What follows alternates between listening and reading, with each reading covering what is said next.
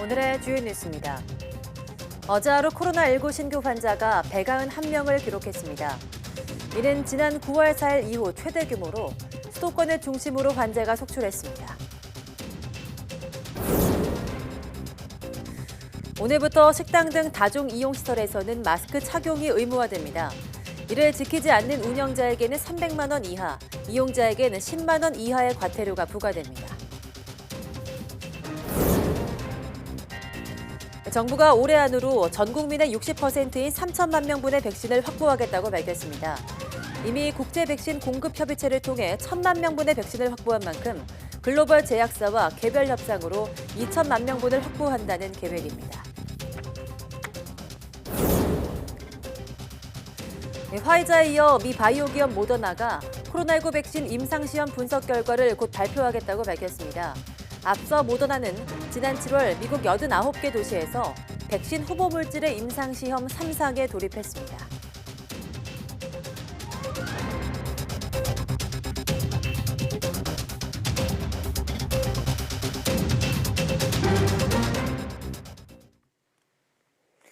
여러분 안녕하십니까? 11월 13일 사이언스 투데이입니다. 코로나19 신규 환자는 191명으로 엿새째 100명을 넘겼습니다. 지난 9월 4일 198명이 확진된 이후 70일 만에 가장 많은 규모입니다. 중앙방역대책본부는 오늘 0시 기준 국내 확진자가 28,133명, 사망자는 1명 늘어나 488명이라고 밝혔습니다. 지역 발생은 162명으로 수도권을 중심으로 11개 시도에서 환자가 속출했습니다. 서울 74명, 경기 36명, 인천 3명 등 수도권에서 113명이 확진됐고 강원 23명, 전남 9명, 충남 7명, 광주 5명, 경남 2명, 대구와 세종, 제주에서 1명씩 감염됐습니다. 신규 해외 유입은 다시 늘어 29명이 확인됐는데 이 가운데 14명이 입국자 검역에서 확진됐습니다. 정세균 국무총리는 현재와 같은 코로나19 증가세가 계속되면 거리 두기 단계 격상을 심각하게 고려해야 할지도 모르겠다고 언급했습니다. 정 총리는 오늘 코로나19 중대본 회의에서 최근 신규 확진자 수가 연일 세 자릿수를 기록하는 상황을 두고 방역의 경고등이 켜졌다며 이같이 말했습니다. 그러면서 이미 천안과 아산, 원주, 순천 등에는 자체적 판단으로 거리 두기를 1.5단계로 격상했다면서 조금이라도 방심해선 안 되는 아슬아슬한 상황이라고 강조했습니다. 또 오늘부터 마스크 착용이 의무화되는 만큼 나부터란 마음가짐으로 마스크 쓰기를 생활화해달라고 당부했습니다. 네, 오늘부터 버스나 식당, 체육시설 등에서 마스크를 쓰지 않으면 이용자에게 최대 10만 원의 과태료를 물게 됩니다. 지자체에서는 과태료 부과를 앞두고 시내 곳곳에 계도를 벌였는데요. 신준명 기자가 동행했습니다. 마스크를 안 쓴 게 적발되면 과태료를 물리는 단속 시행 하루 전날 지자체 공무원들이 계도 활동에 나섰습니다. 저희가 마스크 미착용 때문에 계도 기간이 있어가지고 홍보하러 나왔거든요. 과태료가 부과되니까 오시는 분들한테 잘 좀 말씀 좀 전해주시고. 음식물 먹을 때를 빼고는 마스크를 반드시 착용해야 하는 식당과 카페, 대체로 지침을 잘 따르는 모습입니다. 저는 좋고요. 방지 차원에서 이렇게 좋은 거고 2.5만 안 가면 좋겠습니다. 당연히 써야 된다고 생각하세요. 먹기 전후로 마스크를 쓰고 있어야 하는 게 불편하다는 볼멘 소리도 나오지만 이제 예외는 없습니다. 마스크 쓴다. 저는 취지가 이것이 진정될 때까지는 좋다고 생각을 해요. 근본 취지는 좋은데 그거 한 번 안 썼다 그래서 10만 원씩 벌금 때린다. 제 개인적으로 볼 때는 좀 징벌적인. 헬스장 같은 실내 체육 시설에서도 마스크 착용은 필수로 해야 합니다. 이제 마스크 착용은 의무화에 따라서 실내에서도 마스크를 모두 다 착용하셔야 되시고 운동하느라 호흡이 가빠지면 숨쉬기 힘들 수 있지만 이용객 대부분 불편을 감수하겠다고들 말합니다. 숨막히죠. 약간 갑갑한데 참아야 되는 것 같아요. 서로를 위해서인 것 같아요. 개편된 거리두기 시행에 따라 1단계에서도 다중이용시설 어느 곳에서든 마스크 착용은 의무화됩니다. 지키지 않으면 운영자에게는 300만 원 이하, 이용자에겐 10만 원 이하 과태료를 물립니다. 망사형이나 밸브형 마스크는 금지되고 마스크를 턱에 걸치는 이른바 턱스크도 단속 대상입니다. 다만 스스로 마스크를 쓰고 벗기 어려운 장애인이나 14살 미만 등은 과태료 부과 대상에서 제외됩니다. 제도 시행 초기인 만큼 단속 공무원은 마스크 착용을 먼저 요구한 뒤에도 따르지 않으면 과태료를 부과한다는 방침입니다. 이런 지시에 불응하고 소란이나 행패를 부릴 경우엔 공무집행 방해 혐의가 적용돼 가중처벌할 예정입니다. YTN 신준명입니다. 네, 정부가 올해 안에 전체 국민의 60%, 3천만 명이 접종할 수 있는 코로나19 백신 확보를 목표로 글로벌 제약사들과 협상을 진행하고 있다고 밝혔습니다. 이 백신을 확보한 뒤엔 특례 수입 절차를 거쳐 최대한 빠른 기간 내에 백신을 들여올 예정입니다. 보도에 박홍구 기자입니다. 현재 글로벌 제약사 가운데 코로나19 백신 개발이 3상 임상시험 단계에 들어간 곳은 화이자와 모더나 등 4개 업체 정도입니다. 이들은 이달 말쯤 3상 임상시험의 중간 결과를 미 보건당국에 제출해 올해 안에 긴급 사용 승인을 받을 것으로 보입니다. 보건당국은 현재 이들 중 일부와 구매 협상을 진행하고 있으며 계약서 작성 단계에 이르고 있다고 밝혔습니다. 최대한 안전하게 접종이 이루어질 수 있는 그런 방법들에 대해서 계약서를 작성해 나가는 과정에서 아주 실질적인 논의를 여러 차례 해왔고 조금 남아있다. 정부는 일부 업체가 백신 개발에 최종 실패해 선입금을 떼이는 한이 있더라도 되도록 충분한 구매선과 많은 양을 확보하기 위해 노력할 방침입니다. 이미 국제 백신 공급 협의체를 통해 1,000만 명분의 백신을 확보해 놓은 만큼 2천만 명분은 글로벌 제약사와 개별 협상으로 올해 안에 확보한다는 계획입니다.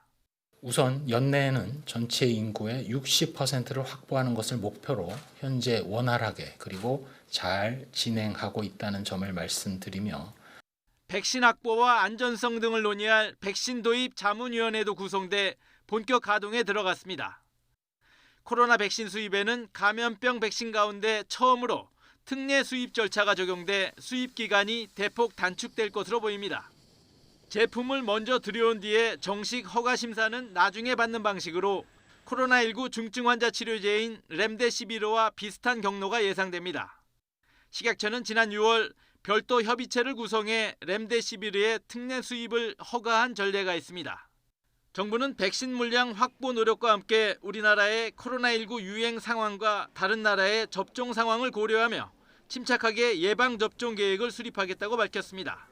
YTN 박홍구입니다. 글로벌 투자은행 골드만삭스는 한국의 내년 실질 GDP 성장률을 3.6%로 전망하면서 코스피 목표치를 2,800으로 제시했습니다. 골드만삭스는 보고서에서 코로나19 상황 개선과 무역 갈등 완화로 한국과 타이완의 경제 활동이 빠르게 회복할 것으로 전망했습니다. 이어 내년에 대외 수요가 내년 한국 GDP 성장률의 60%가량 기여할 것이며 내년 성장률을 시장 전망치 3.2%를 웃도는 3.6%로 전망한다고 밝혔습니다. 또 내년 코스피 목표 지수를 2,800으로 제시하면서 한국에 대한 투자 의견으로 비중 확대를 유지했습니다.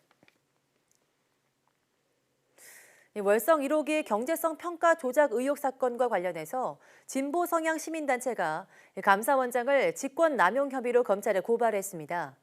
보수 성향 시민단체도 전 산업통상자원부 장관 등을 추가로 고발하면서 맞불을 놓았는데요. 이런 가운데 검찰이 관련자 소환 조사를 시작한 것으로 알려졌습니다. 이상곤 기자입니다. 녹색당과 시민환경단체들이 최재형 감사원장과 감사관들을 직권남용 혐의 등으로 검찰에 고발했습니다. 월성 1호기의 경제성이 지나치게 낮게 평가됐다는 감사원 발표가 잘못됐다고 주장했습니다. 안전성과 주민 수용성을 제외하고 경제성 평가를 진행해 월성 1호기 폐쇄 결정이 부당했다는 결론을 내렸다고 강조했습니다. 또 원하는 진술을 얻기 위해 감사관이 미리 답변을 만들어 놓거나 강압적인 조사를 반복하는 등 인권을 침해하는 조사가 이뤄졌다고 덧붙였습니다. 검찰이 명운을 걸고 공정하고 철저한 수사를 통하여 감사원의 공직 기간을 바로 세우고 다시는 이러한 감사원의 조직적 권력적 범죄가 일어나지 않도록 엄벌에 처해질 것을 촉구한다. 대전지검에는 탈원전을 반대하는 시민단체의 고발장이 접수됐습니다. 대상은 앞서 검찰에 고발된 백운규 전 산업통상자원부 장관과 평가 당시 청와대 산업정책 비서관이던 최이봉 한국가스공사 사장 등 7명입니다.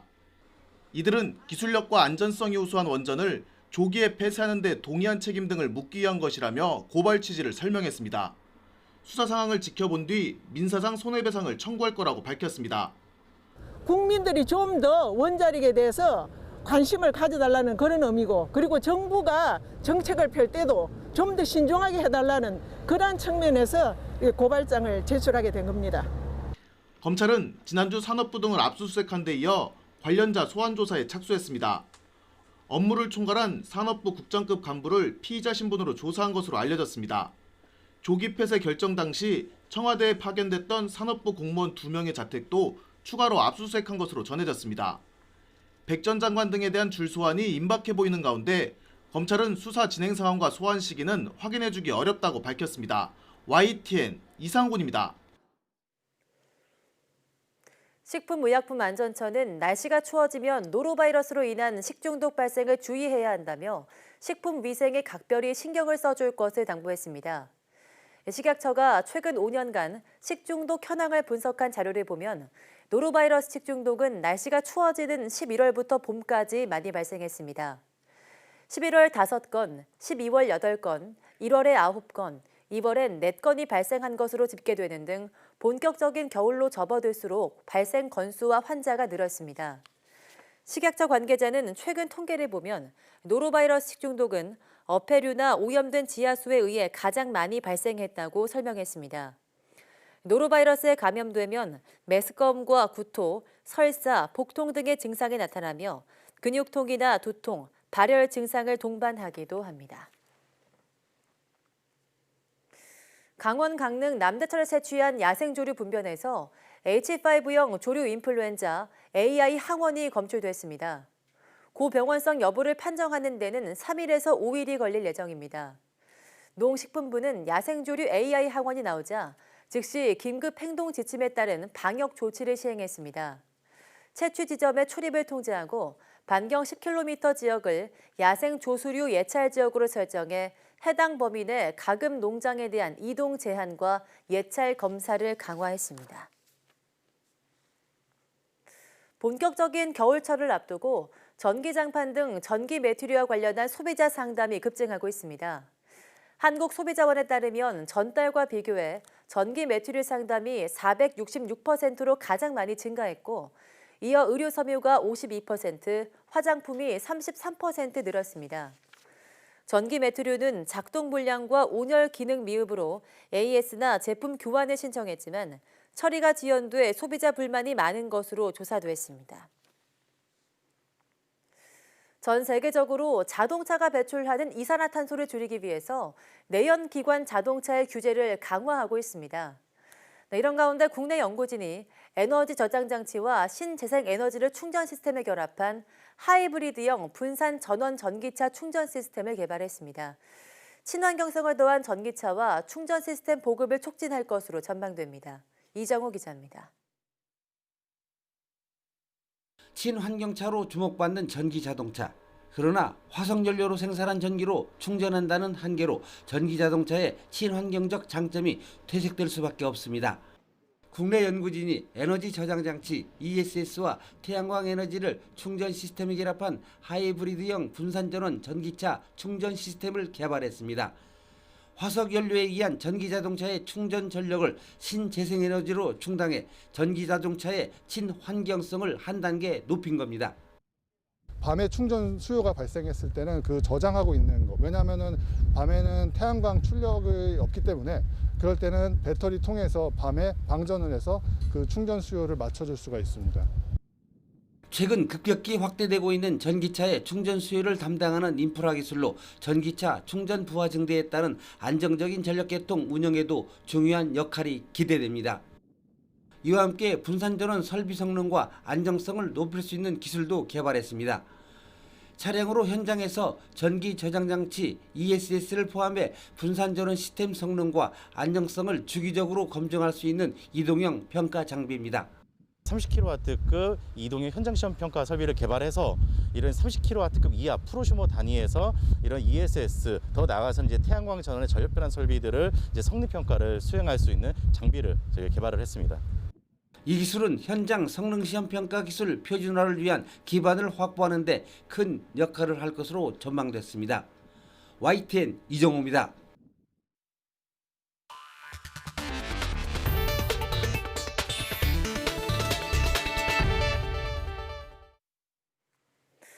미국에서 코로나19의 가을철 재확산이 본격화한 가운데 하루 2,000명이 넘는 코로나19 사망자가 나온 것으로 집계됐습니다.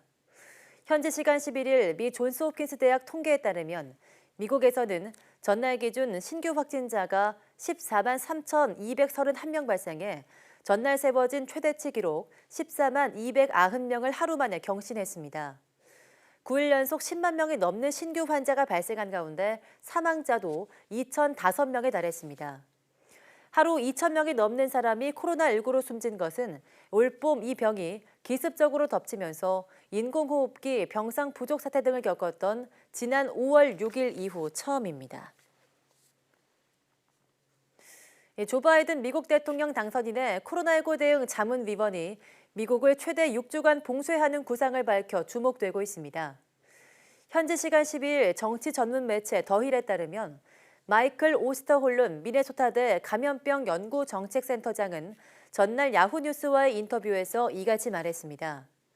그는 봉쇄 정의에 대해 다양한 생각이 있다면서도 4주에서 6주간 봉쇄하면 아시아나 뉴질랜드, 호주 간 것처럼 감염자 수를 낮출 수 있을 거라고 밝혔습니다.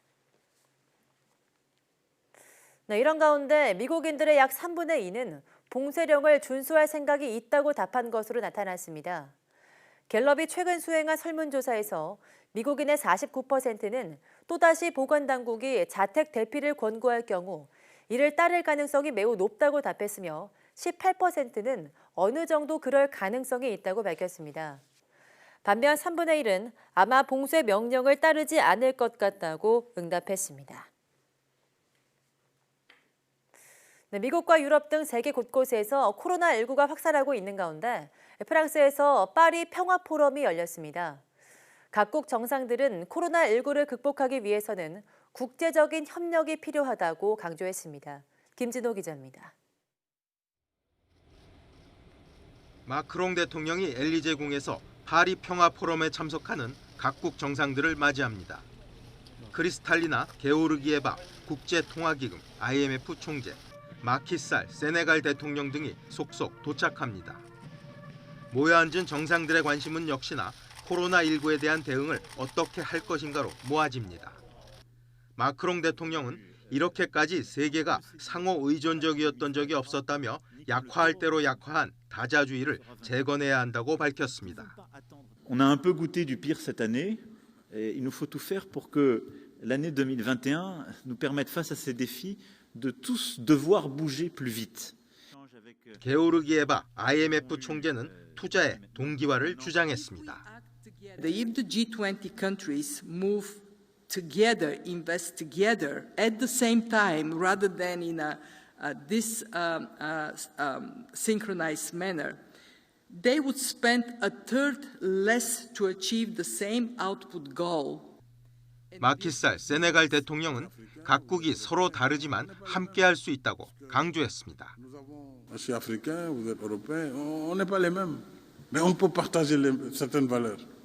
On est différents, mais on peut être ensemble. Moi c'est ça. Il faut que nous acceptions les différences, mais que nous allions ensemble vers ce que nous voulons bâtir en commun. 이틀간 열리는 파리 평화 포럼은 마크롱 대통령이 다보스 포럼과 같은 세계적인 포럼을 만들겠다며 2018년 야심차게 시작한 국제회의입니다. 올해는 코로나19 여파로 행사 규모가 축소됐고 많은 회의는 화상으로 이뤄졌습니다. YTN 김진호입니다. 미국 바이오 업체 모더나가 코로나19 백신 임상시험 결과를 분석할 단계에 이르렀다고 밝혔습니다. 모더나는 현지 시간 11일 코로나19 백신 후보 물질 3상 임상시험 실시 지역의 감염률이 지난주 두드러지게 높아지면서 시험 참가자 가운데 확진자가 시험 결과 잠정 분석을 시작하는 데 필요한 53명 이상에 이르렀다고 밝혔습니다. 임상시험에 들어간 백신 후보 물질의 효과는 코로나19에 감염된 시험 참가자 중 백신 후보 물질을 접종한 사람과 가짜 약을 접종한 사람 비율로 측정됩니다. 통계적으로 의미 있는 시험 분석 결과를 얻으려면 참가자 중 코로나19 확진자가 일정 수에 다다라야 하는데 53명은 모더나와 FDA가 협의해 결정한 숫자입니다. 모더나는 지난 7월 27일 미국 89개 도시에서 코로나19 백신 후보 물질 mRNA 12733 3상 시험에 착수했습니다. 일본에서 코로나19 신규 확진자 수가 최다 기록을 경신하는 등 사실상 세 번째 대유행이 시작된 것으로 보입니다. 어제 일본의 코로나19 확진자는 오후 10시 30분 현재 1,651명으로 새로 파악됐다고 현지 공영방송 NHK가 보도했습니다. 올해 8월 7일 보고된 1,605명을 넘어 일본의 하루 신규 확진자로는 최다 기록을 새로 썼습니다. 네, 이로써 일본의 코로나19 누적 확진자는 11만 4,528명으로 늘었고 사망자는 10명 증가한 1,886명입니다. 수도 도쿄도에서는 어제 신규 확진자 393명이 보고됐습니다. 바이든 미국 대통령 당선 이후 세계 주요 국가들의 움직임도 빨라지고 있습니다. 미국과는 관계 개선이 어렵다고 보는 중국은 러시아와 힘을 합치면서 주변국들과의 협력에 공을 들이고 있습니다. 베이징에서 강성욱 특파원이 보도합니다. 지난 10일 중국과 러시아가 주축인 상하이 협력기구의 화상 정상회의가 열렸습니다. 바이든 당선인의 승리가 사실상 정해진 직후인데 중국은 미국을 겨냥해 일방주의를 비판했습니다. 시진핑 주석은 러시아와 중앙아시아 국가들을 묶어 운명 공동체로 만들자고 제안했습니다. 精诚合作，砥砺前行，推动本组织得到更大发展，构建更加紧密的命运共同体。 시 주석은 글로벌 거버넌스를 바꾸기 위해 실질적 행동에 나서야 한다고 촉구했습니다. 중국의 발전을 가로막는 미국 주도의 국제체제는 개편돼야 한다는 말로 들립니다. 러시아와는 군사는 물론 식량과 에너지, 5세대 이동통신 등으로 협력을 확대하고 있습니다. 아시아를 비롯한 주변 국가들과는 자유무역 협정 체계를 통해 경제적 유대를 강화하고 있습니다. 중국은 오는 15일 서명될 예정인 영내 포괄적 동반자 협정 RCEP에도 적극적입니다. 한국과 일본은 물론 아세안 10개국과 호주, 뉴질랜드까지 세계 인구의 3분의 1이 참가하고 있습니다.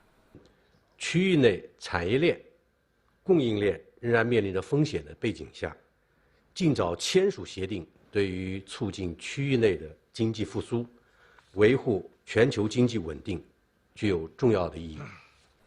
시진핑 국가주석의 연내 한국 방문 가능성도 제기되고 있습니다. 조기 방한에 양국의 공감대가 있는 만큼 코로나19 상황이 나아지는 대로 성사될 전망입니다. 중국은 주요 국가들 가운데 코로나19의 충격에서 가장 빠르게 벗어나고 있습니다. 경제력을 앞세워 주변 국가들을 끌어들이려는 중국의 발걸음도 빨라지고 있습니다. 베이징에서 YTN 강성웅입니다.